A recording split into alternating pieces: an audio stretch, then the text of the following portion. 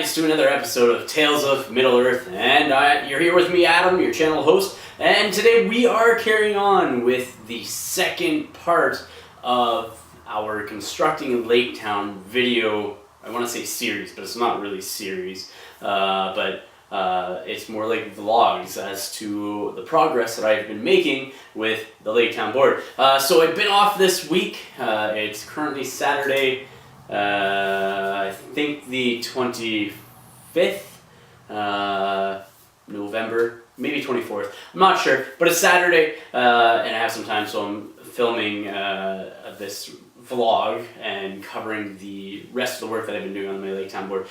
So I currently am standing at all of the walkways and pathways have been dry brushed and have been given a wash. Actually, a couple of different washes, as you would have seen in the last video, to get that weathered look. So I have the 3 sets of the Escape from Goblin Town set that have been painted up, as well as the 9 Lake Town walkways kits and all their walkways and such. On top of that, I've also finished painting one house, which is just one of the huts. So it's one of the modified houses where it's actually one of the top of the Lake Town house kit, made into a 1-story building.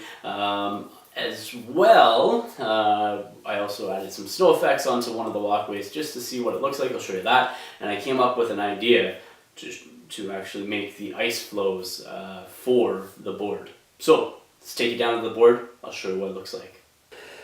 Here we go. This is the current layout, more or less, of the Lake Town house that I have. So we'll just do a quick pan here with the camera.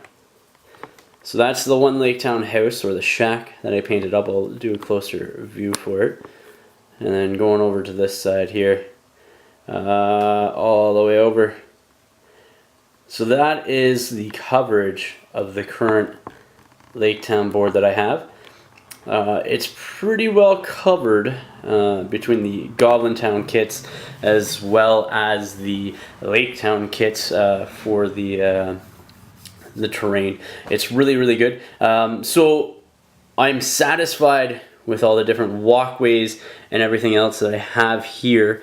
I love the weathered look to them. I actually really enjoyed how it came together throughout with the dry brushing and then the brown or Agrax Earth shade wash and the green wash to sort of give it some of that rotten look to it. And I just randomly hit certain areas, as you can see. Like, it's not like every area has the green wash to it or the brown wash. I just hit up random areas and just went from there. So currently where I sit, we have lots of areas that you can jump around and move around, stuff like that. That doesn't include any of the canoes, which I have on here, or which I will have on here, I should say, or any of the ice flows. And so I've been sort of going through online pictures and trying to see what people have used for their ice flows, and trying to generate ideas that I could use for mine, for the board. And I was actually coming out to do some filming earlier today, doing a battle report with a friend of mine, just a regular battle report because I haven't done one in a while.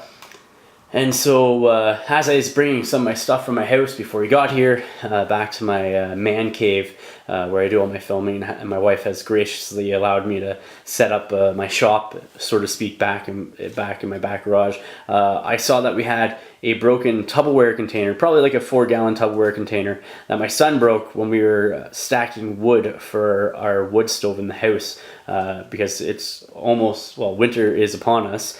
You know, it's not winter is coming, winter is basically upon us now, and we needed that extra firewood. So he threw a piece of wood and broke this Tupperware container, and so when I was walking by, I actually grabbed it because it sort of has this sort of nice, like, sort of frosted sort of look like you would see on you know, on a piece of ice that's almost about to melt and disappear.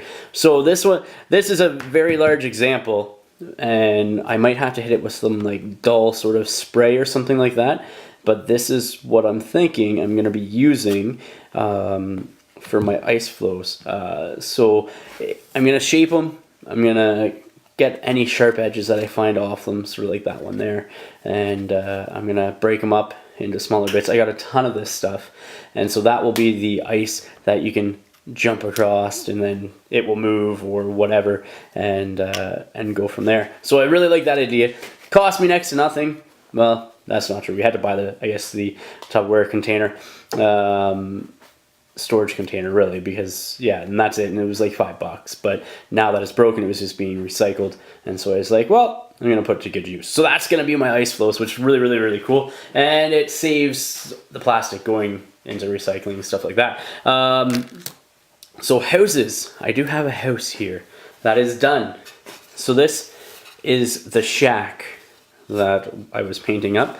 It's the only thing that I haven't finished on is, you can see like the snow effects on the base.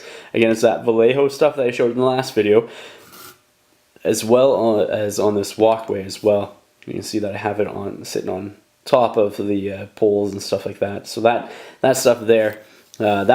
This one's like my test to see how I like it. I need to get some sculpting tools so I'm more precise with laying out the snow effects, because the brush that I was using just isn't effective. So the house is basically done. What I tried doing was getting like a extra like paint sort of peeling look to it by painting some green onto the wood before dry brushing, and that it really didn't come out the way that I thought, but it definitely does look like an older weathered look with all that green and stuff like that on there.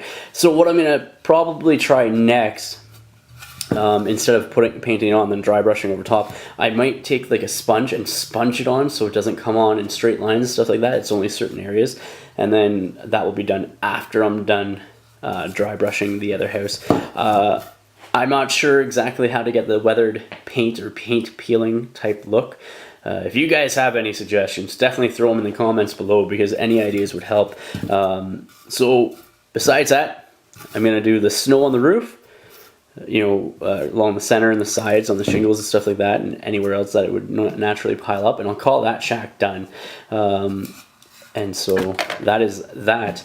I really like these larger walkways that are painted up and stuff like that. Like, let's just pan over there a little bit so you can see here. There's a huge area that I can, and my opponents can use for like battles and stuff like that. Like, it's big areas that open up, and it makes the board a little bit more playable. So that's what I did with the Goblin Town kit. That's what the house looks like, and where I'm currently at. I still haven't primed or sprayed the canoes yet, or any of the scatter train, like the bags of whatever's in them, fish, wheat, whatever, and barrels and stuff like that. But that will be probably the last bit. I just want to get these other 8 houses that I have, or sorry, 7 houses that I have in my basement, being sprayed. I want to get those guys completed before anything else. So that way, at least I have a playable space with the core buildings set up, and I could technically use it at that point in time. Though the canoes, I want to make sure I get done, and these ice flows. So next week, the idea is get these ice flows done. I'll probably spray them, just because I'm seeing a bit of a, like when I'm looking at it, I'm seeing a bit of a glare off of it from this angle. Though we'll have to. It might be different with my handheld camera. So we'll get the house is done, or at least more work towards the house. I go back into work on Monday. I've been off this week just due to a small surgery that I had. So I go back into work Monday, which means I won't have as much time next week to sit down and paint as I normally would. And then I have to still get the approval from my wife for the Saturday tournament if I go. If not, it'll just mean I have a little bit extra time to paint some more of the houses. But yeah, so there we go. That's it. That's done. So let's come back. I'll chat in a second and let me know what your thoughts are. So there you have it. That is my current state of my Lake Town board. I am loving the coverage that I have, because I basically have the entire board covered with the different walkways and that. And I do have 2 more kits coming to add in 2 more houses, or 1 bigger house and some extra walkways and such. Things that I still need to look forward to is making those ice flows, as I was talking about, as well as getting the canoes and other scatter terrain built, or sort of painted. But first, gotta finish the houses. Once I finish the houses, get into the snow effects, stuff like that. Well guys, thank you for watching. Please remember to like, share, and subscribe. Until next time, ignite your hobby.